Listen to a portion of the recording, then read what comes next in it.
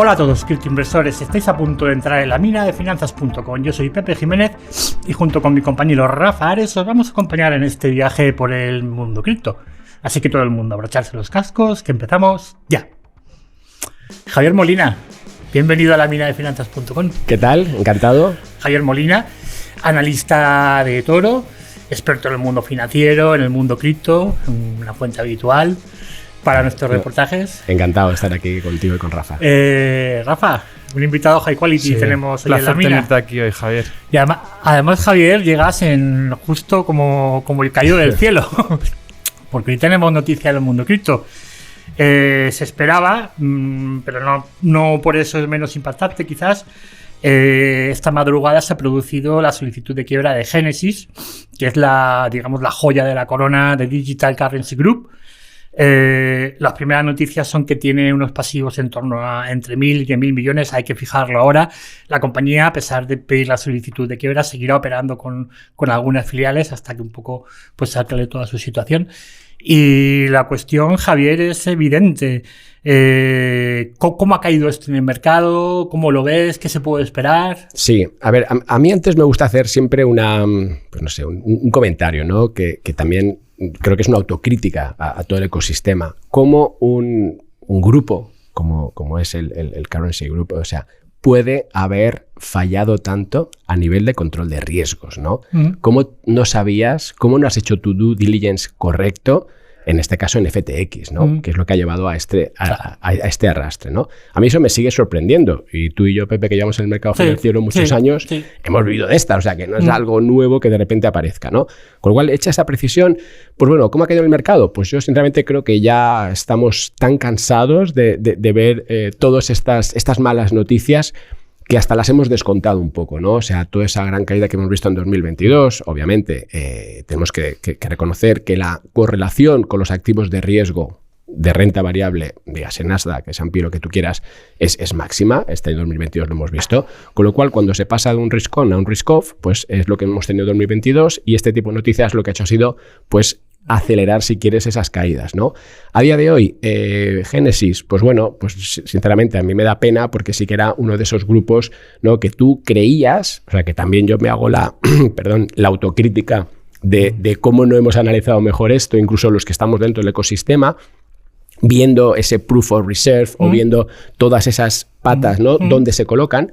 Y entonces, bueno, pues al final, pues bueno, nos ha sorprendido, si quieres, nos sorprendió ya antaño. Ahora mismo eso está en el precio, eso no va a tener más impacto. Mis previsiones son un poco menores que ese rango que dabas de 1-10, yo creo que va a estar entrando a 2-3 y que al final, pues bueno, eso está ya totalmente recogido en los precios. Es sorprendente porque es verdad que las primeras impresiones de analistas están hablando que es verdad que estaba recogido en el precio y de eso no cabe ninguna duda. De hecho, cuando llegó a los $21.500, hace 2 o 3 días se estaba ya filtrando la posibilidad de que pudiese quebrar esta misma semana. Corrigió el Bitcoin, ahora mismo lo tenemos en el filo de los 21.000. Pero la cuestión más allá de esto es que hay analistas que están diciendo que esto incluso puede ser positivo porque el mercado se quita como un peso de encima, ¿de acuerdo? Esta espada de Damocles que tenía, bueno, ahora ya que nos podemos centrar en los fundamentales. A ver, eso como siempre, Pepe, tiene dos visiones, ¿no? Efectivamente, todos podemos convenir y políticamente queda muy bien decir, ¿no? Pues oye, ya está, todo se ha limpiado, aquí tenemos el ecosistema listo para crear valor. A ver, sí, o sea, podemos al final pues estar de acuerdo, ¿no? Yo lo que creo es que al final había muchos jugadores. Había muchas expectativas y cuando realidad y expectativas no se cumplen, el mercado te sorprende con volatilidad. Y es lo que ha pasado. De repente pensábamos que esto era el paraíso para forrarse, ¿no? Sin entender ni fundamentales, ni cuál era el papel de cada uno de los jugadores, ni cómo se obtenían ese 9%. Porque si yo tengo una stablecoin que me paga un 9%, sí, es porque se la dejan a alguien. Efectivamente, yo puedo llegar a entenderlo. Y de hecho, en el inicio, yo mismo decía, joder, esto tú lo que tienes es alguien que te presta y alguien que toma. Con lo cual es un negocio bancario. Pero claro, cuando ya tú te desapalancas, cuando el mercado cae, entonces cuando nos quedamos todos pues con el bañata y diciendo, ostras, que aquí no había tanta agua. Te voy a decir una cosa, a Rafa, cuando solo da el 9%, le encanta el staking y la rentabilidad es estratosférica. Yo creo que Rafa ya se está pensando en el staking No, hay proyectos que sí. A ver, por eso tenemos que ver los tokenomics y tenemos que ver eso de dónde sale. Porque si tú al final lo que haces es que captas un fondeo, una parte la dejas para marketing y con ese marketing estás alimentando, cuando se acaba el marketing, si tú no has sido capaz de generar valor y de generar demanda, en este caso de préstamos, al 10 para que tú puedas pagar el 8 y tú te ganes el 2, pues el sistema se cae. Entonces, por ejemplo, cuando pasó lo de UST, todo el tema de Terra, tú tenías un gráfico de Anchor y tú veías perfectamente cómo las reservas iban cayendo.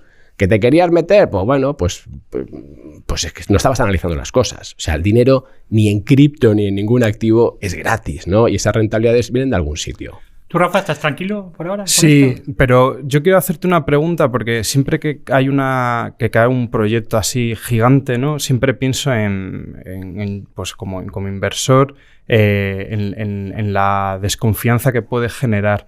Ya ha habido varios proyectos que decíamos, bueno, porque lo ha hecho mal, pero es que luego llega otro y vuelve a cometer otro error y también cae. ¿Cómo podemos saber en qué confiar o qué mensaje podemos mandar? Es muy buena pregunta, Rafa. Y si te acuerdas, aquí lo hemos visto en finanzas.com, yo lo he comentado muchas veces, ¿no? Tú tienes que invertir en infraestructura.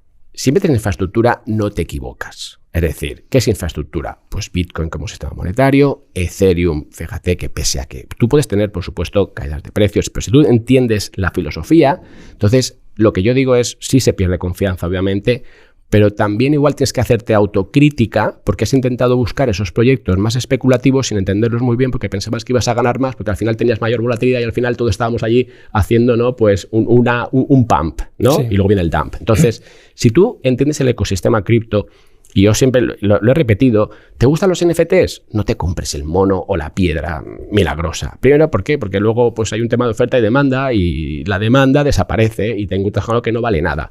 Pero si tú quieres invertir en ese ecosistema de los NFTs, que es sin duda alguna uno del futuro que vamos a ver este año y los que viene, ticketing, control de identidad digital, entonces invierte en infraestructura, en las plataformas que hacen capaz que los creadores puedan mintear sus NFTs. Si tú te crees todo el ecosistema cripto, porque al final, si incluso dices, oye, NFT, vale, ¿sobre qué red va? Pues los que tienen valor van sobre Ethereum. Ya. Y capas superiores, pues oye, si lo quieres hacer tu Avalanche o quieres hacer al final, pues o Polygon sobre Ethereum, ¿no? Pues puedes buscar alguna red, ¿no? Tanto L1 como L2 que te den esa posibilidad. De todas formas, Javier, para cerrar el capítulo de Génesis, evidentemente el mercado se lo ha tomado bien, con calma, pero yo creo que la tormenta todavía no se puede descartar. Porque si algo hemos visto desde el año pasado, es que aquí ha habido un efecto dominó muy claro. Primero fue Terra, luego vino Celsius, luego Ciarros Capital. Esto ya le generó a FTX tensiones de liquidez. FTX terminó por colapsar y ahora ha sido el colapso de FTX el que ha dejado tocar a Génesis. Es decir, ahora van a entrar los forenses y van a abrir el armario y no sabemos qué esqueletos se pueden encontrar, ¿no? Es un poco la idea. Veremos, quizás lo tengan todo acotado y no pase nada, o al contrario, quizás salgan empresas más tocadas que tenían su capital en Génesis. Yo creo que todavía hay que andarse un poco con cautela, por lo menos no creer que todo ha pasado. Que todo ha pasado, ¿no? Estoy de acuerdo, por eso tenemos que no solamente saber en qué capa estoy invirtiendo, sino cómo lo hago. Tengo que tener una estrategia. Igual que tú te vas al mercado de renta variable y se supone que vas con una estrategia, con unos stops, porque te puedes equivocar. Aquí también tienes que hacerlo. Oye, me gusta Ethereum a 1500 porque entiendo que es la red sobre la que se va a crear valor, o Arbitrum, que es otra de las L2, o Polygon que te decía antes. Pues si tú entras con tu inversión, pues vale, pues hazte un cálculo en base a volatilidad, no a rayas ni historias raras. Entonces, mira, esto se mueve tanto, o análisis técnico, me da igual, porque no deja de ser al final un reflejo de lo que hacen las personas. Pues oye, por debajo de este nivel es que me he equivocado. Y no te quedes atrapado. O sea, yo siempre he dicho que el riesgo en cripto sí se gestiona. Esto de holdear, esto es mentira. Holdean los que compraron en 2014 y en 2016. ¿Cómo va a holdear un tío a $60,000? Ya. Además, Javier, a la industria también lo que le falta es un poco de confianza, que esto le puede generar más desconfianza. Y ya cambiando de tema, lo que desde luego no da mucha confianza son en las declaraciones de algunos directivos del sector financiero con mucho peso. Por ejemplo, muy recientes, Jamie Dimon, el CEO de JP Morgan, acaba de decir en Davos que el Bitcoin es un fraude exagerado, una pérdida de tiempo, pues incluso ha puesto en duda la política monetaria y ha dicho claramente que cómo sabemos que al final la oferta va a ser de 21 millones de monedas, que yo creo que es una barbaridad, porque evidentemente la oferta está fijada y se sabe que no va a pasar jamás de 21 millones de monedas. Si pasa será otra cosa, otra historia, otra moneda. Y entonces valdrá cero.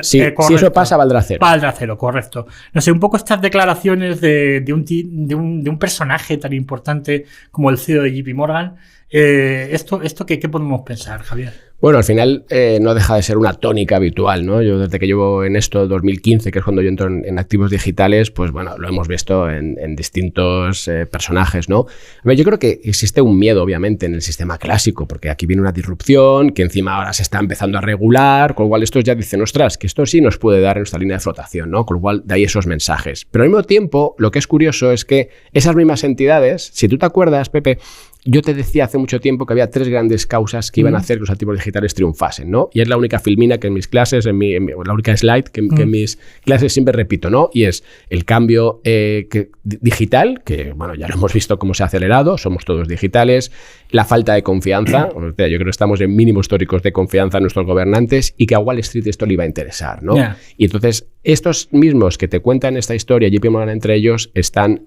creando sus plataformas de activos digitales, a lo mejor no para entrar en Bitcoin, es verdad que bueno, tampoco, porque fíjate BlackRock, que lo ha incluido dentro de sus fondos, que está haciendo esa inversión en todo tipo de activos, ¿no?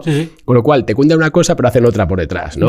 Entonces, bueno, pues ahí son, a ver, ya sabes, estos que a estos que les gusta la teoría de la conspiración, esto lo dicen para que ellos compren, entonces vendamos, ¿no? Tampoco me creo yo eso, ¿no? Porque eso son como las viejas historias de la manipulación.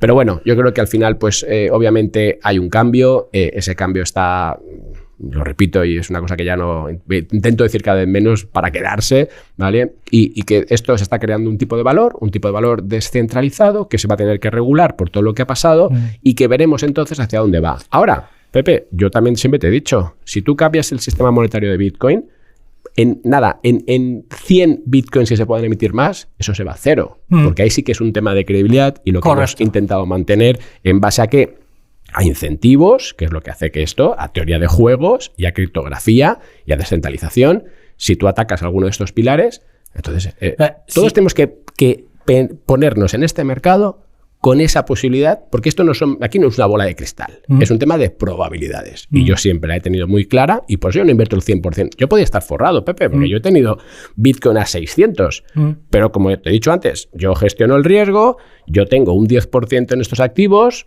un poquito más ahora que veo otras posibilidades, y no me he forrado. ¿Por qué? Porque no he metido el 100% y tampoco me he arruinado, ¿no? Entonces, ahí hay que ver el juego y la estrategia de cada uno. Pues es una buena estrategia, Javier, una estrategia pudiente, diversificar, no poner todos los huevos en la misma cesta, poner el foco más allá de Bitcoin, que es el activo clásico de inversión. Por ejemplo, a Rafa, igual tú no lo sabes, pero Rafa es un enamorado de Ethereum. Sí. Rafa, yo sé que tiene ganas de preguntarte pues ir a saco con Ethereum. Está en un año decisivo. Sí, porque justo enanos por todos lados. Justo en el último programa estábamos hablando de la actualización Shanghai. Y bueno, pues queríamos aprovechar que venías para preguntarte un poco qué perspectivas tienes, qué crees que va a suponer a medio o largo plazo, qué nos puedes contar. Yo creo que hay un tema importante, ¿no? Y es que se está cumpliendo la hoja de ruta. O sea, todas estas actualizaciones no son más que cumplir lo que ya sabíamos, ¿no?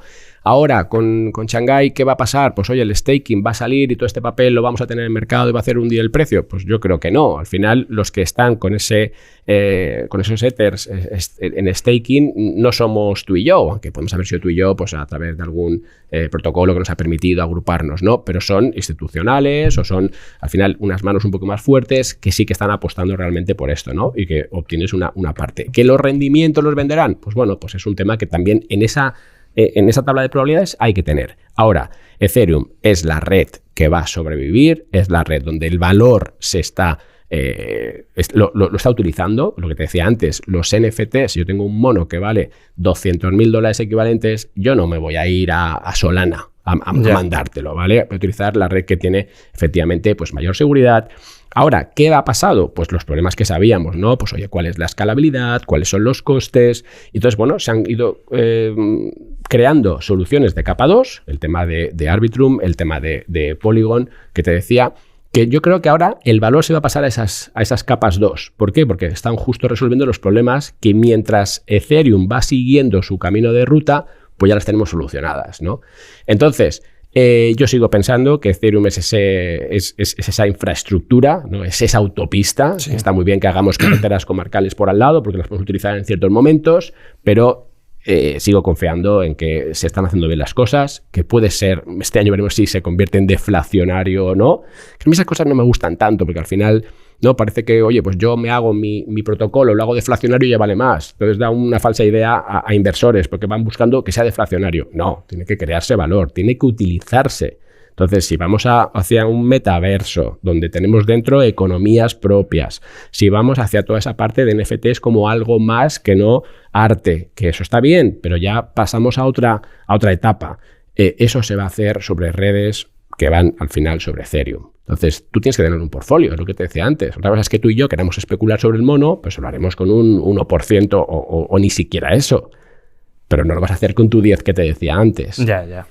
Sí, nosotros, de hecho, una de las cosas, vamos, creo que tanto Pepe como yo somos muy defensores de Ethereum y justo rescatábamos en el último programa que se había hablado mucho de los Ethereum Killers y bueno, parece que todo ha ayudado, bueno, no ha ayudado, sino que el resultado de 12 meses ahora es que Ethereum está más fuerte que nunca, sobresale más. Sí, pero se enfrenta a retos, igual que las app chains, o sea, no olvidemos, o sea, proyectos que van a utilizar sus redes por temas de escalabilidad, de costes, de forma privada. Entonces, ¿cómo va a afectar esto? Pues también tienes que tenerlo en esas probabilidades. O sea, que, ¿ves? O sea, aquí nada es blanco-negro, sino que hay muchos matices y tu obligación como inversor es entender este ecosistema, disfrutar de este ecosistema, porque cada minuto pasan cosas, hay gente creando en todos lados, pero esto ya no va ni siquiera de Bitcoin ni de Ethereum, que pues siempre digo, es que va de eso, de cómo podemos transformar el mundo de la música o cómo la tokenización y la Web3 va a cambiar cómo nos relacionamos. Entonces, si yo tokenizo y lo hago en una red pública, ¿en cuál lo voy a hacer? Pues hombre, me puedo ir a la Binance Smart Chain si quieres, pero eso no es público, ¿no? Me voy a ir, si quiero una pública, me voy a ir a Ethereum. Otra cosa es si me quiero ir pues a tema de costes, lo que tú quieras, que está muy bien, que son redes que van a convivir. O sea, de todo lo que has comentado, Javier, yo me quedo con la idea de que quizás lo más acertado sea pensar en el proyecto como tal, en la infraestructura. Lo que creo que es un error es que los inversores se hagan un poco las cuentas de la lechera. Es decir, yo voy a comprar Ethereum pensando que le va a dar el sorpaso a Bitcoin, que se va a llegar a $25,000. Yo creo que eso es un error. Es decir, son cosas distintas, son activos completamente diferentes. Y esas cuentas yo creo que la gente se las tiene que hacer. Tiene que pensar en el proyecto y pensar en diversificar su cartera de cripto en función de las expectativas que tenga ese proyecto. No de que vaya el sorpaso, claro, porque son cosas distintas, ¿no? Tú imagínate que tú hoy me llamas y me dices, mira, no vamos a venir como analista de Toro, vamos a venir como, no sé, como un influencer de no sé qué. Y tú nos ponemos aquí a dar predicción de precios, análisis técnico, proyectos, tal, no sé qué. Seguro que nos escucha más gente. ¿Por qué? Pues porque es lo que la gente quiere, ¿no? Pues quiere, oye, pues ¿cómo ganar? ¿Cómo hacerme rico? Eso sería un tremendo error y lo están pagando. A mí ahora me hace mucha gracia a todos estos influencers, ¿no? Porque, joder, nos cuesta crear contenido, crear lo que tú dices, de que el inversor vea, analizar el proyecto, joder, explicar que ese valor hay que entenderlo. Entonces, claro, cuando ves de repente a estos influencers contando aire, ¿no? Los veía hace un año y decía, joder, este tío tiene 50.000 visualizaciones y nosotros tenemos aquí 3.000.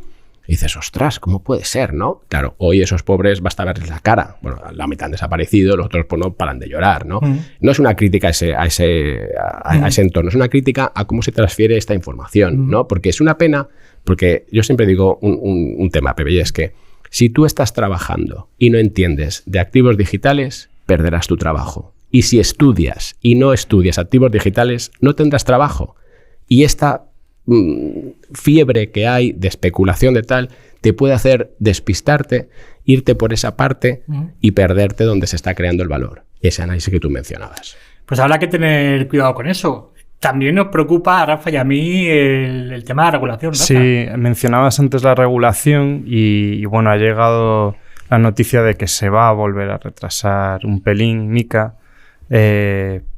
¿Qué nos puedes contar? ¿Por qué es? ¿Qué podemos esperar? A ver, bueno, ellos han dicho que al final no han podido traducir a todos los idiomas de la Unión Europea. En fin, bueno, realmente pues no hay una causa más allá de esto, ¿no? Pues sin duda es una pena, ¿no? Y eso también está dando lugar, no sé si te has fijado, Rafa, que hay países como Alemania o como Francia que están decidiendo tirar por libre. Sí. Es decir, oye, vamos a adelantarnos porque Mika hasta que llegue y tenemos una demanda que hay que regular, ¿no?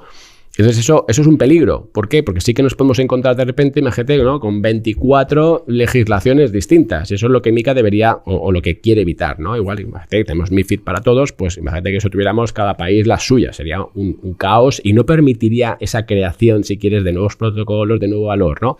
Entonces, bueno, pues es un tema que al final, bueno, ya estamos también viendo primero, pues oye, que se está demorando, pero bueno, igual que el Regime Pilot, que es muy importante para lo que es tokenización, pues Mika está a la vuelta de la esquina. Luego es que el problema cuál puede ser, que se quede tan desfasada otra vez, que ya haya que ir a por Mika 2 y que al final han dejado fuera los NFTs, cuando es una parte que se está metiendo, todo el tema DeFi, cómo vamos a un poco a regularlo.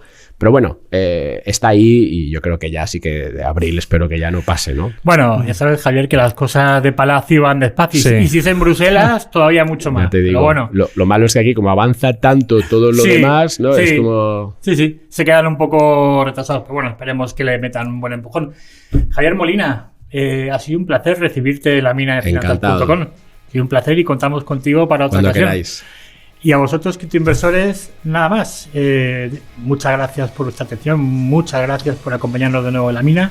Y como siempre, os esperamos en el próximo programa. Un saludo a todos.